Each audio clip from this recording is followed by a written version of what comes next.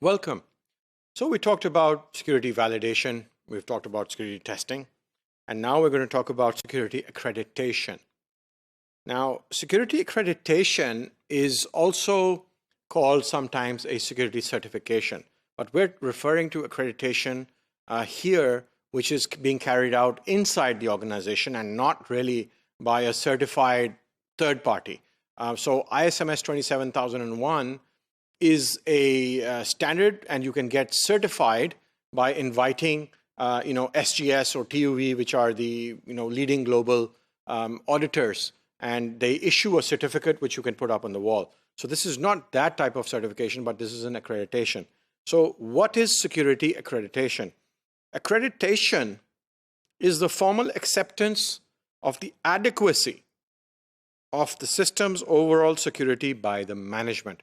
And this is a definition by SANS. So it's really saying that, for example, information security team has thoroughly made sure that all the security requirements as per the policy and depending on the device or the application or the software or the system, its entire security has been reviewed, validated, tested, and now it's time to accredit and sign off and say that, yes, now we are sure that the security is adequate and it's complete and it carries no real business risk. So let's have another look at the information security lifecycle.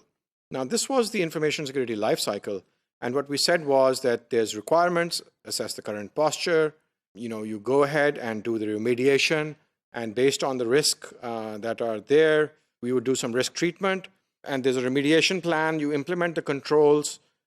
And when you are implementing the controls, this is done in the pilot and then the production environment as well.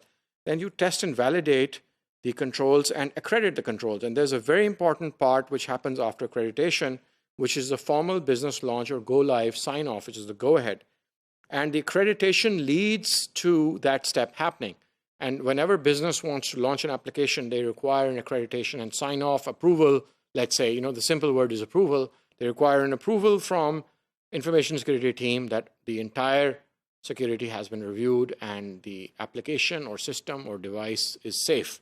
So whenever a new significant portal like online banking, internet banking, a website, an application, it could be an ERP system or service is launched, management requires information security team to certify after carrying out the required security validation and security testing that the security of the new portal or application or service has been thoroughly examined and tested and meets the minimum requirements as per organizational security policy, that the new portal or application is safe and secure and is free from security risks. This is the sign-off or the assurance that management really requires.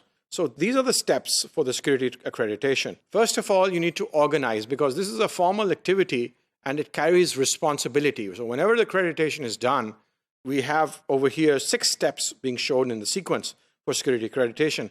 The first step is to get organized. You prepare a checklist of all the activities that need to be done and which have been done, and then you confirm that all the tests have taken place. You complete the documentation and processes, make sure all the processes are in place, all the sign-offs and approvals, all of that is in place. And then you have a team meeting for communication and to give feedback and share the status. And finally, if everything is okay, when you are having the team meeting and there are no showstoppers or there are no red flags and there are no surprises, that you go ahead and issue the accreditation. So first step, organize. So you collect now, information security team is conducting this entire activity. And information security team needs to collect all the security requirements, starting from the information security lifecycle, starting from the requirements, the first step.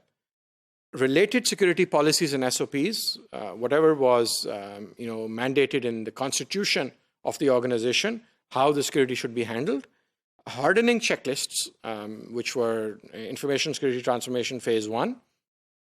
Validation status, reports, test reports, internal, external, doesn't matter. Completion status reports. And information security team ensures that the full context of the security risks and impact are fully understood. Subsequent security hardening and testing has been also covered. This is another step that the security team ensures.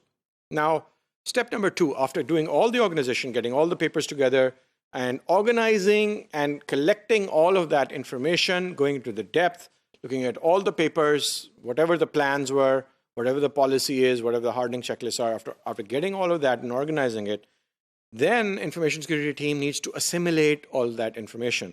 And they go ahead and prepare a checklist and share with all the stakeholders, which shows from beginning to the end the steps that needed to be taken and shows the status, which is the status that is available in information security team.